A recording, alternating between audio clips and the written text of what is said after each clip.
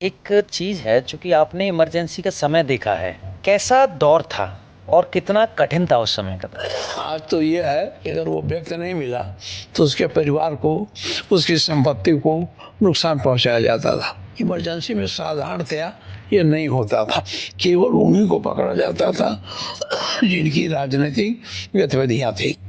बाबा, जैसा कि आपने इमरजेंसी का समय देखा और आज का सोशल मीडिया का भी दौर आपने देखा, तो आपको क्या लगता है कि उस समय लोगों की आवाज़ ज़्यादा सुनी जाती थी या आज ज़्यादा? देखिए, उस समय आवाज़ व्यक्तिगत रूप से जो होता था वो आवाज़ थी, सुनी जाती थी, लेकिन सोशल मीडिया नहीं था तो बहुत सारी बातें उस समय भी जो सरकार नहीं चाहती थी वो नहीं बाहर आ पाती थी। लेकिन इमरजेंसी में तो पूरा सेंसर लग गया था। इमरजेंसी के मामले में अखबारों में बातें नहीं आने पाती थी, सोशल मीडिया था ही नहीं, इसलिए कुछ बात पता नहीं चलती। आज सोशल मीडिया है, इसलिए छोटी छोटी बातें अगर सरकार छिपाना चाहती है तो भी जनता के माध्यम से, सोशल मीडिया के माध्यम से जनता के बीच आ जाती है इमरजेंसी। और आज क्या फ़र्क है। आपने चूँकि माननीय श्रद्धेय श्री मुलायम सिंह यादव जी के साथ बहुत लंबा दौर देखा है, तो एक ऐसी बड़ी सीख जो आपने नेताजी से सीखी और उससे आपके जीवन बहुत बड़ा बदलाव। देखिए, नेताजी के अंदर ये भावना थी कि जो अपने हैं वो सताए हुए हैं उनके खिलाफ लड़ना चाहिए। मैंने उनसे सीखी, जो भी सताया हुआ आदमी हो, चाहे पुलिस से, चाहे किसी कर्मचारी से, राज्य सरकार से, उसके खिलाफ वो संघर्ष करने को तैयार रहते थे। वो चीज़ मैंने उनसे सीखी और आज तक मेरे मन में है। उत्तर प्रदेश की राजनीति में सरकारें बदलीं, दौर बदला, नारे बदले और एक बड़ा लंबा समय बदला, लेकिन कुछ लोग ऐसे हैं जिन्होंने एक बड़ा राजनीतिक बदलाव या यूँ कहें कि उत्तर प्रदेश की राजनीति में एक लंबा दौर देखा। उन्होंने सत्ता पक्ष देखा, विपक्ष देखा और उत्तर प्रदेश विधानसभा के स्पीकर से लेकर के उत्तर प्रदेश विधानसभा में नेता प्रतिपक्ष का कार्यकाल अभी संभाल रहे हैं। तो आज मैं मौजूद हूँ माननीय श्री माता प्रसाद पांडे जी के साथ, जो कि एक बहुत सीनियर लीडर हैं और उन्होंने एक लंबा समय राजनीति में जिया है। तो आज हम उनसे जानेंगे उनके जीवन के बारे में, उनकी राजनीतिक यात्रा के बारे में और आज तक का जो सफ़र रहा उसके बारे में। तो मैं स्वागत करता हूं श्री माता प्रसाद पांडे जी का। बहुत बहुत धन्यवाद। माननीय पांडे जी, आप बहुत सीनियर लीडर हैं, तो हम शुरुआत करेंगे आपके शुरुआती जीवन से। जब आपने सबसे पहला चुनाव लड़ा तो उस समय का कैसा दौर था, क्या राजनीतिक परिस्थितियां थीं और आपका कैसा अनुभव रहा? देखिए, मैं सबसे पहला चुनाव 1974 में लड़ा। उस समय दूसरी परिस्थिति थी। आज़ादी, उस समय जो नेता लोग थे सभी पार्टियों में आज़ादी के लड़ाई वाले लोग थे, जो आज जिन्होंने भारतीय स्वतंत्रता संग्राम में हिस्सा लिया था, सभी पार्टियों में उसके कुछ न कुछ नेता थे। उसके नाते जो सामाजिक शिष्टाचार था, जो नैतिकता थी, वो सभी कार्यकर्ताओं में विद्यमान थी। और उस समय जब हमने शुरुआत की यूनिवर्सिटी से आके, तो मुझे पूरा ये उम्मीद नहीं थी कि इतने जल्दी हम लोग यहाँ राजनीति में सफल हो जाएंगे। फिर भी हम लोगों ने अपने प्रयास से, लोगों के सहयोग से, जनता के सहयोग से इसमें हमको सफलता मिली। अच्छा, एक चीज़ यहाँ पर ये जानने वाली है, आज का युवा राजनीतिक चमक धमक में देख करके प्रवेश करता है, लेकिन चूंकि राजनीति का सफ़र इतना कठिन है, तो जिस समय आप पहली बार आप चुनाव लड़ रहे थे, लेकिन किसी न किसी कारण से आप चुनाव हार गए थे, तो कैसी परिस्थितियाँ थीं और आपने अपने आप को कैसे संभाला था? देखिए, मैं 77 में पहली बार त्रिदलीय मोर्चे से राजनारायण जी ने मुझे चुनाव लड़ाया। हमारे वो नेता रहे राजनारायण जी, तो उस समय राजनारायण जी का बड़ा प्रभाव था। हमारे साथ माननीय मुलायम सिंह जी भी थे, नेता हमारे राजेंद्र सिंह थे, सर कई बड़े लोग थे।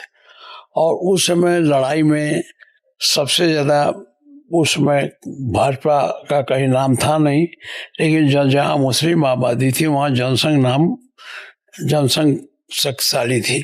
मैं जहाँ लड़ रहा था वहाँ भाजपा, और इसके पहले भाजपा और जनसंघ भाजपा नहीं थी तब, जी। जनसंघ और कांग्रेस से लड़ाई होती थी। मैं जब यूनिवर्सिटी से आया तो इसमें त्रिकोणात्मक लड़ाई बनाई मैंने। मैं 74 में लड़ा तो नंबर 1 पर कांग्रेस रही, बहुत थोड़े थोड़े अंतर से। नंबर 2 पर जनसंघ रही, तीसरे नंबर मैं था। तो मुझे उम्मीद लग गई कि मैं अभी नया आया हूँ और थोड़े दिनों से दौड़ा हूँ, अगर मैं तीसरे नंबर पर पहुँच गया तो आगे आने वाला दिन हमारा ही होगा। फिर इसके बाद इमरजेंसी लग गई।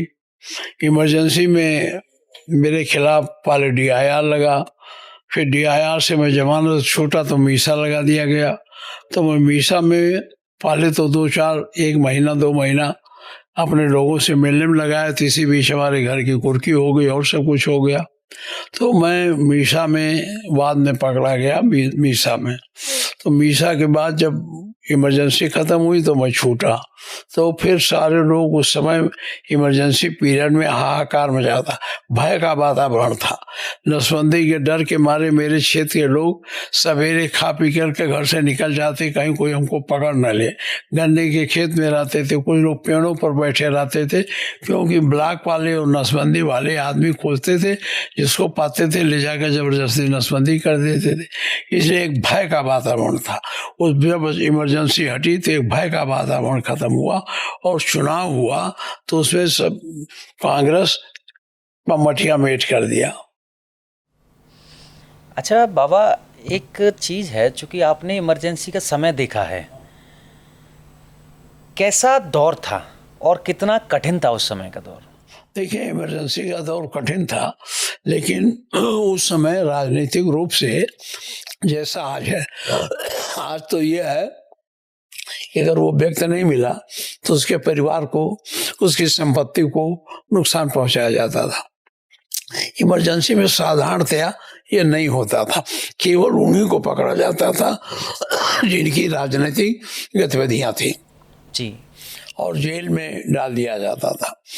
यह है कि उनसे किसी को मिलने नहीं दिया जाता था, कुछ लोगों को किसी से मिलने नहीं दिया जाता था। लेकिन हम लोग थे तो हम लोग बहुत खतरनाक मामलों में नहीं थे, तो हम लोगों से सब लोग मिलते भी थे और हम लोग मिलते जुलते रहते। लेकिन वो दौर बहुत खराब था। पूरे गांव में, पूरे हर आदमी में एक भय व्याप्त था इमरजेंसी में। उस भय से आदमी इतना उत्पीड़ित हुआ कि जब उसको उससे राहत मिली तो उसने, जिस सरकार ने इतना उत्पीड़न किया, उसको उखाड़ फेंका। बाबा, जैसा कि आपने इमरजेंसी का समय देखा और आज का सोशल मीडिया का भी दौर आपने देखा है, तो आपको क्या लगता है कि उस समय लोगों की आवाज़ ज़्यादा सुनी जाती थी या आज ज़्यादा? देखिए, उस समय आवाज़ व्यक्तिगत रूप से जो होता था वो आवाज़ थी, सुनी जाती थी, लेकिन सोशल मीडिया नहीं था, तो बहुत सारी बातें उस समय भी जो सरकार नहीं चाहती थी वो नहीं बाहर आ पाती थी। लेकिन इमरजेंसी में तो पूरा सेंसर लग गया था। इमरजेंसी के मामले में अखबारों में बातें नहीं आने पाती थी, सोशल मीडिया था ही नहीं, इसलिए कुछ बात पता नहीं चलती। आज सोशल मीडिया है, इसलिए छोटी छोटी बातें अगर सरकार छिपाना चाहती है तो भी जनता के माध्यम से, सोशल मीडिया के माध्यम से जनता के बीच आया। ये इमरजेंसी और आज का फर्क है। आपने चूँकि माननीय श्रद्धेय श्री मुलायम सिंह यादव जी के साथ बहुत लंबा दौर देखा है, तो एक ऐसी बड़ी सीख जो आपने नेताजी से सीखी और उससे आपके जीवन में बहुत बड़ा बदलाव हुआ? देखिए, नेताजी के अंदर ये भावना थी कि जो अपने हैं और सताए हुए हैं उनके खिलाफ लड़ना चाहिए। मैंने उनसे सीखी, जो भी सताया हुआ आदमी हो, चाहे पुलिस से, चाहे किसी कर्मचारी से, राज्य सरकार से, उसके खिलाफ वो संघर्ष करने को तैयार रहते थे। वो चीज़ मैंने उनसे सीखी और आज तक मेरे मन में है, मेरे शरीर में है। जब कभी इस प्रकार का कहीं अन्याय होता है तो हम लोग ज्ञापन भी देते हैं, धरना भी देते हैं। और अब उम्र हमारी ज़्यादा हो गई, 85 वर्ष से मैं हो गया हूँ, उतनी ताकत अब नहीं रह गई है, इसलिए मैं उनको उस ढंग से, उतनी जोरदार ढंग से नहीं लड़ाई कर पाता हूँ। मैंने, मुलायम सिंह ने हमको यही सिखाया, जहाँ अन्याय हो उसके खिलाफ लड़ो। जी बाबा, आप 1980 में पहली बार विधायक बन के आए और आज आप उत्तर प्रदेश विधानसभा के नेता प्रतिपक्ष हैं, तो आप 1980 के माता प्रसाद पांडे और आज के माता प्रसाद पांडे में क्या क्या अंतर देखते हैं? देखिए, बहुत अंतर है। पहली बात यह है, वो 1980 की विधानसभा में बहुत बड़े बड़े नेता थे, जैसे नारायण दत्त तिवारी थे और तमाम कई बड़े नेता थे। नारायण तिवारी का ही नाम लेता हूँ। तमाम लोग कांग्रेस के जो उस समय युद्ध में हिस्सा लिए थे, वो सब 80 में यहाँ आ गए थे। तो उन लोगों से हम लोगों ने सीखा सहिष्णुता और अपने से बड़े का सम्मान। उस समय सदन में जो बड़ा गरिमापूर्ण वातावरण होता, और जब हम लोग कोई बात उठाते थे तो सरकार उसको गंभीरता से लेती। आजकल जब कोई बात उठाई जाती है तो सरकार रौने पौने करके जवाब देती है, गंभीरता से नहीं लेती जितना लेना चाहिए, जिस तरह उस समय लिया जाता था। छोटे छोटे प्रश्न उठाए जाते थे, उसको बड़ी गंभीरता से लिया जाता था और निचले स्तर से लेके ऊंचे स्तर तक उसकी जांच। अब ये बात नहीं, आप सवाल उठाइए, सरकार कोई ना कोई ला करके जवाब दे देगी, कभी गलत जवाब देगी, कभी कुछ कर देगी। इस तरह से उसमें आज में बड़ा फर्क, उसमें बड़े सच्चाई से, और विधानसभा की बड़ी गरिमा थी। एक एमएलए का जो सम्मान 1980 में था वो आज नहीं है।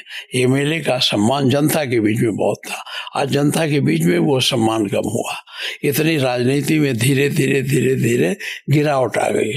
अच्छा बाबा, जैसे कि आपने बताया कि उस समय के एमएलए का सम्मान था, आज का नहीं था।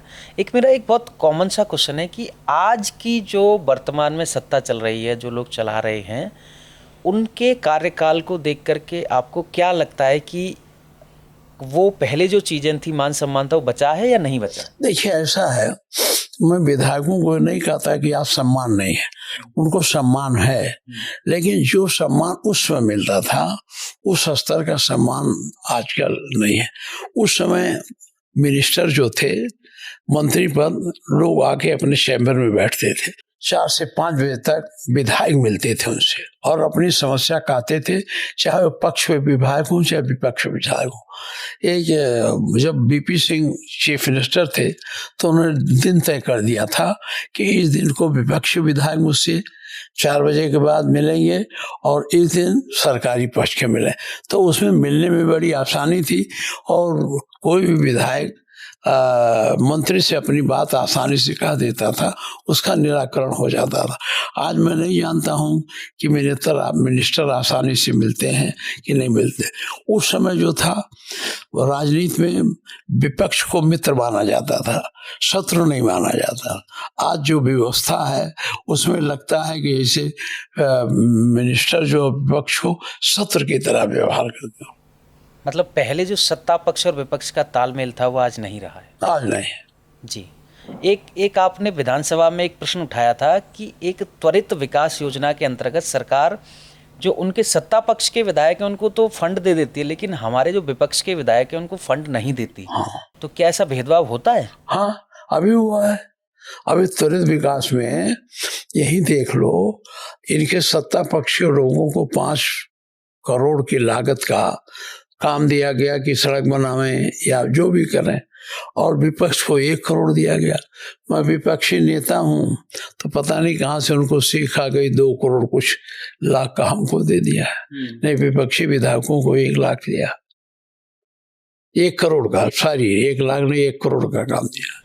तो ये कहीं ना कहीं कुछ हद तक तो ये देखिए, कुछ ये है, ये कहीं ना कहीं नहीं, ये एक तरह से ये है कि अपना पराया।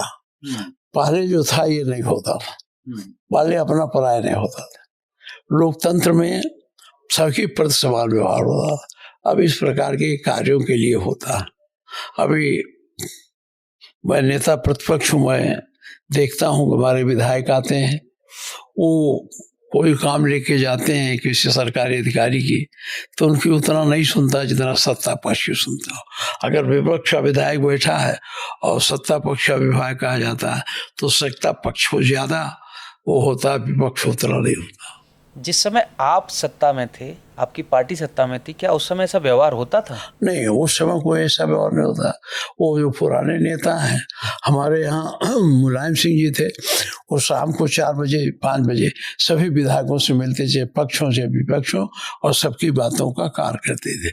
हम लोगों के टाइम में बराबर जितनी सड़कें हमको मिलती थी उतनी सड़कें उनको भी मिलती थी। अच्छा बाबा, एक प्रश्न मेरा ये है कि कोई ऐसा कार्य जिस पे सत्ता पक्ष और विपक्ष दोनों की सहमति हो, जो उसको मिल करके करना चाहें। नहीं, इसमें तो देखिए हम लोग तो चाहते हैं उसका निर्माण का काम है, या जो उच्च उच्च स्तर में विभाग का काम है वो, या ये कहिए कि जो जो भी काम है, जो विकास का काम है, उसमें हम लोग सत्ता पक्ष को विपक्ष को साथ बैठाकर काम कराना चाहिए। विकास दोनों का होगा। अगर आप समुचित विकास करना चाहते हैं और अपने पार्टी को, एक पार्टी सत्ताधारी पार्टी को आप पैसा देकर अपन उसके क्षेत्र को ज़्यादा विकसित कर देते हैं, तो और जो दूसरे दल के लोग हैं उनका क्षेत्र नहीं विकसित, तो उत्तर प्रदेश विकसित कहाँ हुआ। उत्तर प्रदेश के विकास के लिए, उत्तर प्रदेश को विकसित प्रदेश बनाने के लिए सत्ता पक्ष और विपक्ष को बराबर रखना पड़ेगा। एक बाबा प्रश्न है, जैसे कि आपने आदरणीय श्रद्धेय मुलायम सिंह यादव जी का कार्यकाल देखा था और श्री अखिलेश यादव जी के कार्य करने का तरीका देखा, स्टाइल देखा। देखिए, मैं सौभाग्यशाली हूँ कि मैं मुलायम सिंह जी मुख्यमंत्री तब भी मैं स्पीकर था और माननीय अखिलेश जी के टाइम में भी स्पीकर रहा हूँ। अखिलेश जी का बड़ा लंबा विजन है और वो दूरदृष्टि रखते हैं, और दूरदृष्टि, वो वैज्ञानिक सोच उनकी है। वो काफ़ी पढ़े लिखे हैं, इसीलिए उन्होंने यहाँ गरीबों की समस्याओं को देखा। अब जैसे गरीब आदमी बीमार हो जाता था तो कभी कभी वो साधन के अभाव में अस्पताल तक नहीं पहुँच पाता था। इसको लेकर के अखिलेश जी ने 102 और 108 चलाया। इसी तरह से उन्होंने देखा जगह जगह लूटपाट होती है, जल्दी पुलिस नहीं पहुंच पाती है, तो उन्होंने 100 नंबर लगाया। जगह जगह खड़ी रहेगी, आप नंबर बोलो, आप यहाँ 15 मिनट में पहुंच जाएगी। इससे ये हुआ कि काफ़ी अपराध रुके। जो रास्ते में डकैती होती थी, रास्ते में छिनैती होती थी, वो रुक गया, क्योंकि चोरों व बदमाशों में भय हो गया। अगर ये आदमी टेलीफोन कर देगा तो 15 मिनट में पहुँचने का टाइम था, 15 मिनट में पहुँच जाएगा, हम भाग में नहीं पाएंगे। इसलिए गांव में जो डकैती रात को डालते थे, ये सब करते थे, अपने आप बंद हो गया। ये उनकी सबसे बड़ी देन थी। दूसरी बड़ी देन थी उनकी कि नौजवानों में उन्होंने वैज्ञानिक सोच पैदा की। सबको लैपटॉप दिया और लैपटॉप देने के बाद उनको सोचने के लिए किया कि इससे अपनी पढ़ाई करो, लिखाई करो। यही नहीं, कन्याओं को माननीय मुलायम सिंह जी ने उनको उनकी पढ़ाई के लिए सरकारी खजाने से 20,000 रुपया दिया था, जो इंटरमीडिएट पास हो जाए। अखिलेश जी ने उसे बढ़ाकर 30,000 किया कि ये ले जा करके आगे पढ़ो। तो ये उनकी लंबी सोच थी कि शिक्षा के मामले में कैसे बढ़े, कैसे वो। गांव के मामले में ये था कि गांव में आदमी, किसान, उनके वो कहीं डूब जाता था, कहीं एक्सीडेंट हो जाता था, पेड़ से गिर जाता था, उसको कोई सहायता राशि नहीं दी जाती थी। माननीय मुलायम सिंह ने सबसे पहले किसान निधि के रूप में 1 लाख रुपया दिया। अखिलेश जी ने उसे बढ़ा के 5 लाख रुपया कर दिया। वही सरकार आज 5 लाख दे रही है। तो ये उनकी बड़ी सोच थी। उन्होंने आवास के मामले में, इस समय भारतीय जनता पार्टी 1,70,000 और 1,20,000 रुपया एक घर के बनाने के लिए देती है। अखिलेश जी ने सोचा कि इसमें नहीं बन पाएगा, उनका विजन था, उन्होंने 3.5 लाख रुपये के नाम पर लोहिया आवास दिया। तो ये इसमें उनमें बड़ा फर्क है। बाबा, जैसे इतनी सारी योजनाएं तो माननीय अखिलेश यादव जी ने चलाई या नेताजी ने चलाई थी, इसके बाद भाजपा का शासनकाल आ गया और भारतीय जनता पार्टी अभी है यहाँ सत्ता में, तो उन्होंने क्या कुछ ऐसे विजन के कार्य करवाए? नहीं, ऐसा नहीं है। देखिए, भारतीय जनता पार्टी ने कोई विकास का काम नहीं किया, केवल अखबारों में इनका विकास है। हमने इनसे मांगा था कि आप जो नया लगाए हो निवेश का, जो निवेश है उसकी सूची दो हम लोगों को, हम लोग उसको देखेंगे। सूची वूची नहीं देते, रोजाना निवेश की बात करते हैं। और जो आपने दूसरा सवाल किया कि क्या इसमें फर्क है, बहुत फर्क है हम लोगों के टाइम में और इनमें बहुत फर्क है। बाबा, आज का जो युवा है, वास्तव में ग्राउंड की रियलिटी बताऊं, हम तो पूरा दिन घूमते रहते हैं, युवाओं से बात करते हैं। हर साल 12th, ग्रेजुएशन, पोस्ट ग्रेजुएशन करके बच्चे निकलते हैं स्कूलों से, विद्यालयों से, नौकरी नहीं मिल रही। देखिए, ऐसा है, हमारे यहाँ जो है रोजगार परक शिक्षा नहीं है। हमारी शिक्षा रोजगार परक नहीं है। अगर रोजगार परख होती तो उनको रोजगार मिल जाता। हमारी शिक्षा प्रणाली ही दूषित हो गई। हमने केवल हिस्ट्री पढ़ाओ, इकोनॉमिक्स पढ़ाओ, इसी सब में अपना समय भरा। इनको रोजगार परक शिक्षा देने के लिए टेक्निकल एजुकेशन की बढ़ावा देना, जिससे मैदान में निकल के अपना अपने काम कर सकें, नौकरी मिले या न मिले अपने काम में कर सकें। ये तो जो अंग्रेजों के टाइम में जो व्यवस्था थी कि बाबू बना दो, क्लर्क बना दो, वही शिक्षा है। आप कुछ ऐसा प्रस्ताव यदि सरकार को दें तो मानेगी सरकार? नहीं, हम हमेशा शासन को कहते हैं रोजगार परक शिक्षा दो। रोजगार परक शिक्षा माने है कि हम पढ़ाई समय में ही रोजगार प्राप्त करने के लिए कोई ऐसी चीज जान जाए जिससे हमें निकलने के बाद रोजगार मिल जाए। और ये सरकार रोजगार देना भी नहीं चाहती, क्योंकि अब देखो जो इनके यहाँ जगह खाली है उसको ये भरते नहीं, आउटसोर्सिंग से भरते हैं। आउटसोर्सिंग सबसे बड़ा ग्रह है उन नौजवानों पर। नौजवान को आप आउटसोर्सिंग में रख लेते हैं और जो प्रदाता कंपनी होती है जो इनको लगवाती है उससे इनका संपर्क आता, सीधे उनसे नहीं रहता। तो मान लीजिए 14,000 रुपया देते हैं तो प्रदाता कमेटी 4,000, प्रदाता कंपनी 4,000 इनसे ले लेती है, 10,000 इनसे देती है। तो आउटसोर्सिंग के माध्यम से नया पूंजीवाद ही बढ़ा रहे हैं, नया पूंजीपति पैदा कर रहे हैं। रोजगार जो दे रहे हैं वो तो नहीं कुछ हो रहे, लेकिन जो कंपनियां, अगर एक कंपनी ने 50 लड़का दे दिया तो उसे 2 लाख रुपया महीना मिलेगा और इन बेचारों को 10-10 हजार मिलता है। बिल्कुल। तो बस बाबा सही में देखा जाए तो मैंने उठाया था, मुख्यमंत्री जी से कहा था, तो मुख्यमंत्री जी ने कुछ कमेटी बनाई है कि हम इसको कुछ करेंगे। आपने अभी विधानसभा में कुछ समय पहले एक क्वेश्चन और उठाया था कि आप सूचना विभाग को इतना बड़ा बजट दे रहे हैं। ठीक, ऐसा है, मैंने, हमको याद नहीं, आपने इसको याद कर लिया, मैं तो भूल ही गया था, आपने मुझे याद दिला दिया। देखिए ऐसा है, मैंने इसलिए उठाया था कि सरकार के जो लोग काम होते हैं तो सरकार का काम का विज्ञापन होता है, तो विज्ञापन तो उनके सरकारी फंड से हो जाता है और हम लोग जो काम करते हैं वो हम नहीं बता पाते हैं। इसीलिए उनसे मांग किया था मैंने कि जो हमारी विधायक निधि है इस वजह से हमको एक सीमा, जैसे आपने कह दिया कैंसर को आप इतने रुपए दे सकते हैं, इतने रुपए तक दे सकते हैं, तो इसमें भी हमको ज़्यादा नहीं मांगा था। मैंने कहा था 8-10 लाख रुपया सालाना हमें जो दे दो विज्ञापन का, तो हम भी अपनी बातों का प्रचार करा दें। ये मैंने कहा था, क्योंकि सरकार हमारे कामों का प्रचार नहीं करती, सरकार अपने कामों का प्रचार करती। तो विपक्ष में जो लोग हैं उनके कामों का प्रचार करने का बिना विज्ञापन के होगा नहीं, और विज्ञापन देने के लिए पैसा चाहिए, तो पैसा तो है नहीं। इसीलिए मैंने ये मांग की थी कि आप विज्ञापन विपक्ष का भी दो और कुछ रुपया दे दो, लेकिन मुख्यमंत्री सहमत नहीं हुए। इसमें ये भी तो है कि सरकार एक सरकारी फंड का यूज़ करके कहीं ना कहीं अपनी उनका भी प्रचार होता है। मतलब ऐसा मैं नहीं कह रहा, लोगों का ऐसा कहना है कि हर जगह मोदी जी के फोटो देखते हैं, योगी जी के फोटो देखते हैं। ये तो सही है, तो उसमें जैसे हम विज्ञापन कराते तो हम भी बताते ना हमारा ये काम सरकार कहती हमने ये किया है, तो हमको भी जो फंड मिलता है गवर्नमेंट से, हमने इतनी सड़कें बनवाई, इतने पुल बनाए, हमारी भी जानकारी जनता के बीच में जाती, इसलिए मैंने मांग किया था। अच्छा बाबा, अब यहाँ बात करते हैं जब आप पहली बार विधानसभा के स्पीकर बने थे, इस पे हम विस्तार से जानकारी, मतलब हम जानना चाहते हैं कि पहली बार जब आप बने तो क्या एक एमएलए में और स्पीकर में क्या अंतर होता है? एमएलए जो अपनी समस्याएं रखता है और स्पीकर उस समस्या के समाधान का प्रयास करता है सरकार से, ये दोनों में अंतर हो जाता है।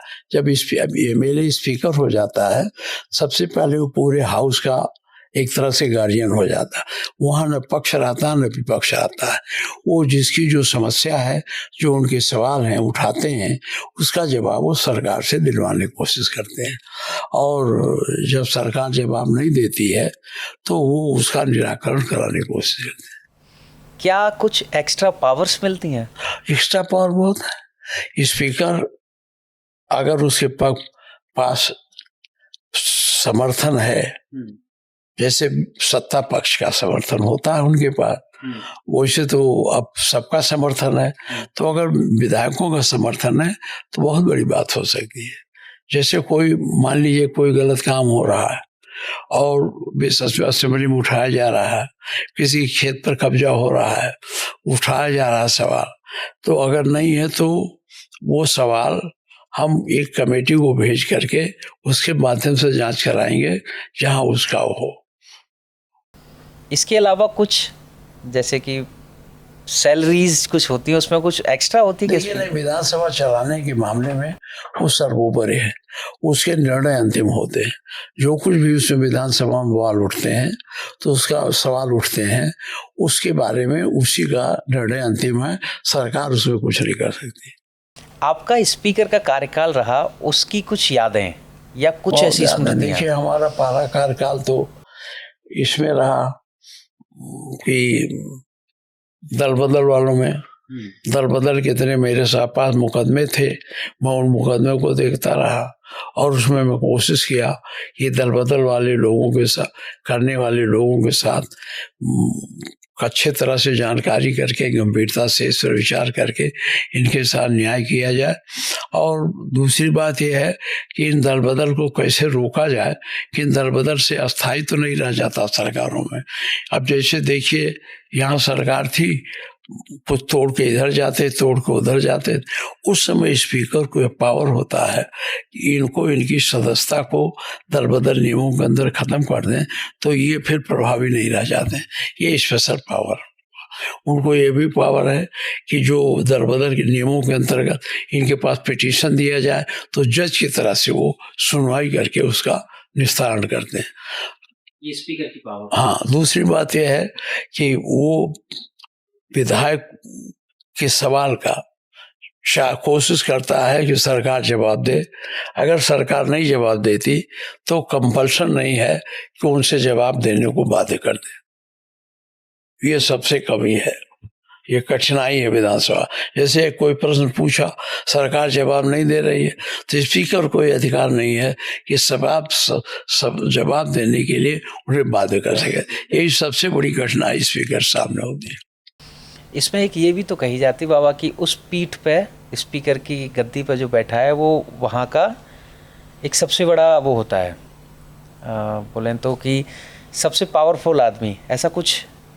ये सबसे पावरफुल नहीं है, वो विधायक जो स्पीकर है वो विधानसभा चलाने में सरकार और विपक्ष के बीच का एक समन्वय स्थापित करने वाला व्यक्ति है।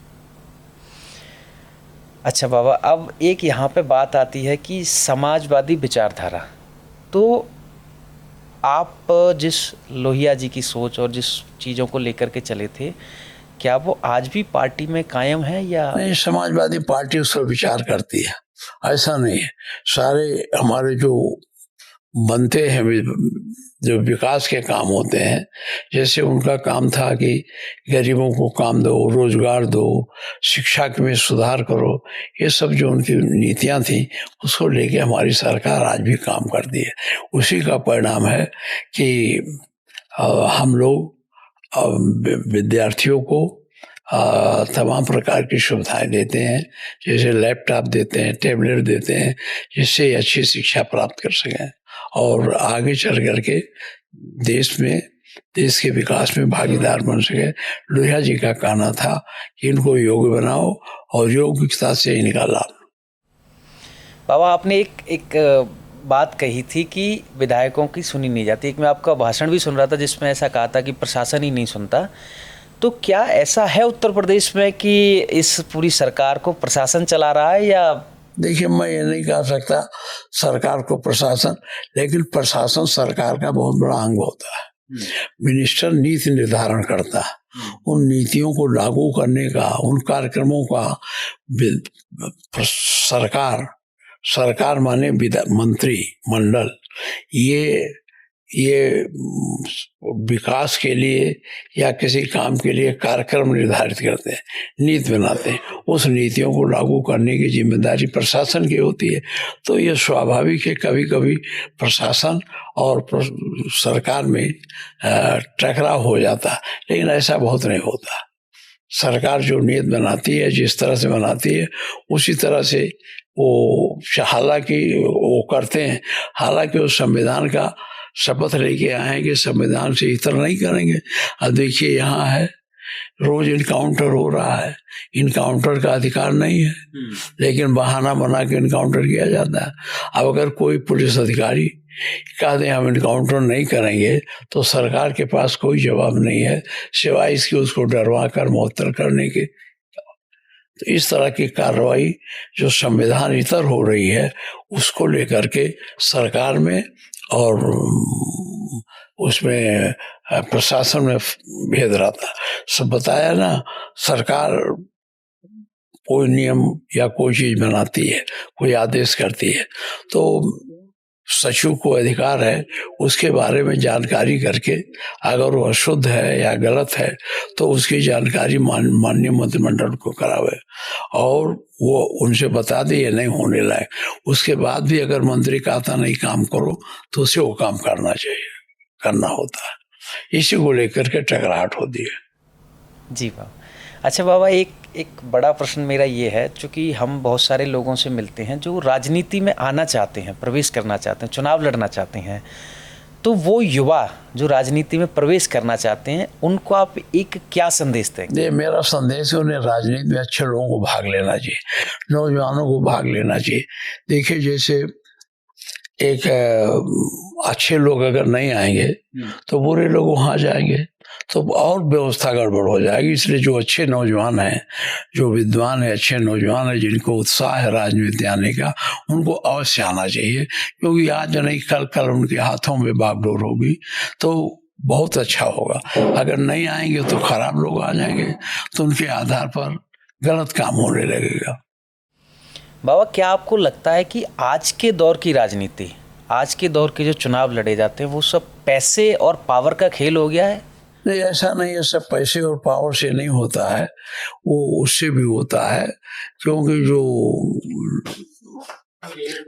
जो लोग मेहनत से होता है, हम लोग पैसे और पावर से नहीं जीत के आते हैं।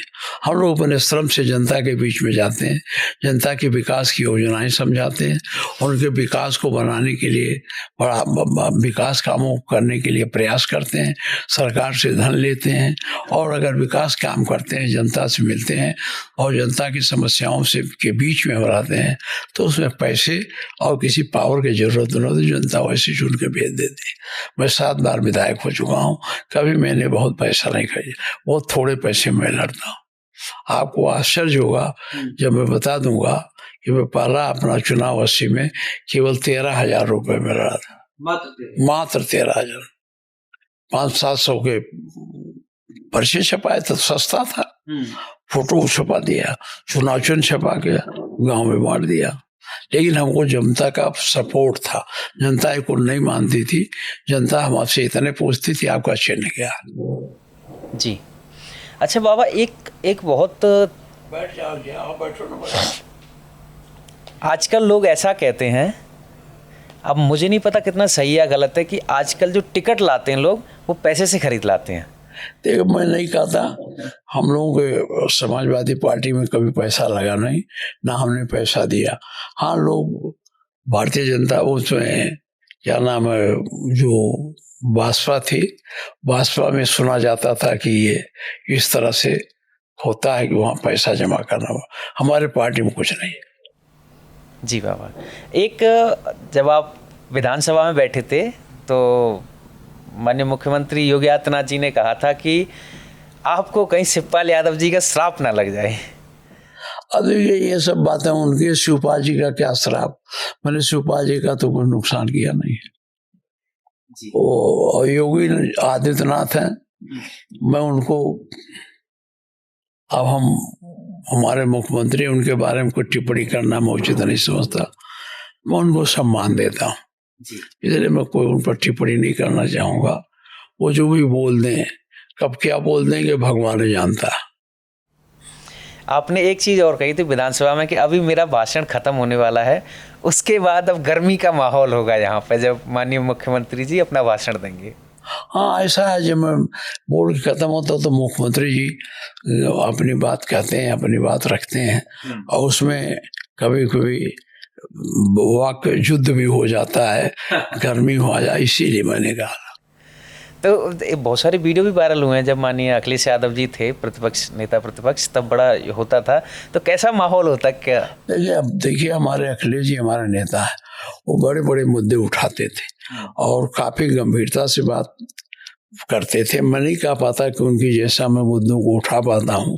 इन छोटी छोटी बातों पर जो हमारे पार्टी निचले स्तर पर जनाधार पर जाए, उन मुद्दों को मैं उठाता रहा हूँ। जी, आपने एक बात कही थी कि थानेदार हमारा फोन नहीं उठाते। वो सही है, हमने कही थी, असेंबली में कही थी, और इसके लिए निर्देश जारी हुआ है सारे अधिकारियों को। अब तो अधिकारियों ले गया है, अब उठाने लगे हैं। पहले तो नहीं मिला, रख देते थे, रखो। कलेक्टर नहीं उठाता था, हाँ, कहता था तो बिजी है, लेकिन अब उठाते हैं। क्योंकि जब असेंबली में उठा, हमारे स्पीकर साहब ने उस पर खड़ा रुख अपनाया, तो अब टेलीफोन उठने लगे। जी, अच्छा, यहाँ पे एक चीज़ ये है कि आप जब नेता प्रतिपक्ष बनने वाले थे तो आपको सबसे पहले ये खबर किसने बताई कि आपको नेता प्रतिपक्ष बना दिया गया? नहीं, मैं नेता प्रतिपक्ष बनने वाला नहीं था। मैं पार्टी की मीटिंग हुई थी, मैंने अखिलेश जी से कहा जो चाहो सो करो, हम चले गए घर। मुझे पता नहीं, मैं घर चला गया, यहाँ बात विचार किया होगा उन्होंने, तो उन्होंने मुझे बुला के कहा आप नेता प्रतिपक्ष बनिए, और कोई मैं नहीं जानता कैसे कैसे क्या हो।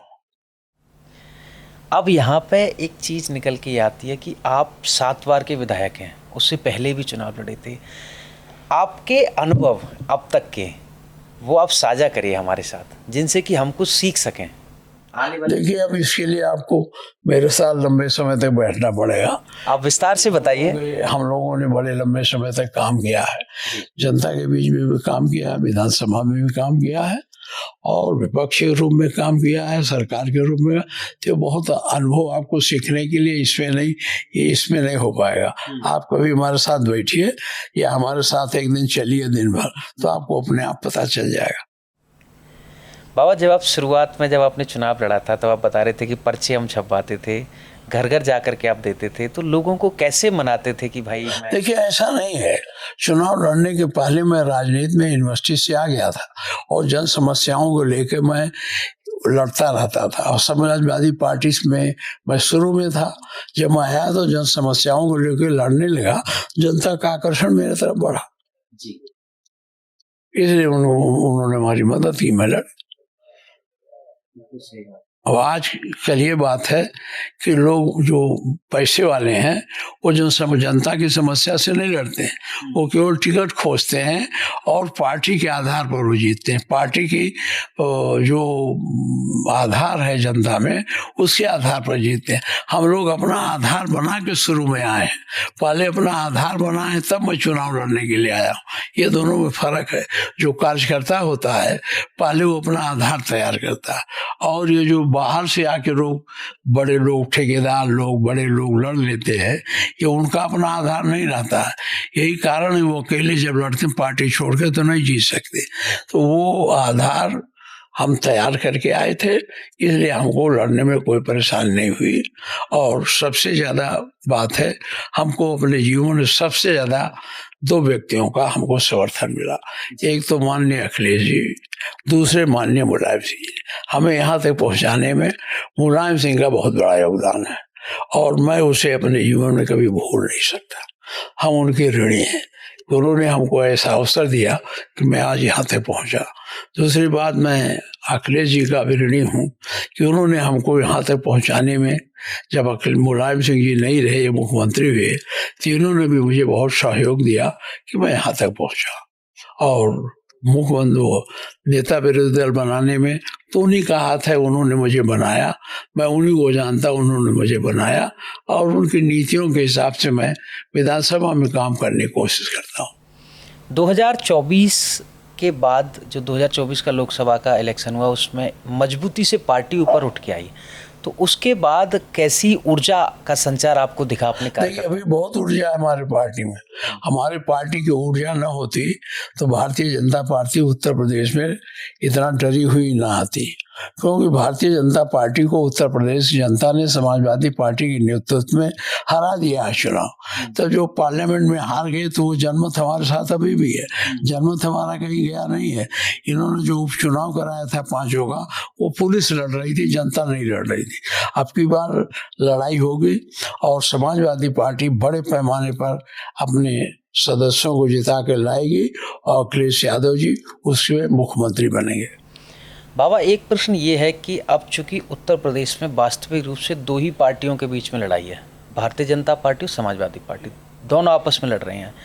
बहुत सारे ऐसे लोग हैं जो विभिन्न दलों में थे, लेकिन अब समाजवादी पार्टी के उठते हुए सूरज को देख करके वो यहाँ पर टिकट मांगने के लिए आ रहे हैं।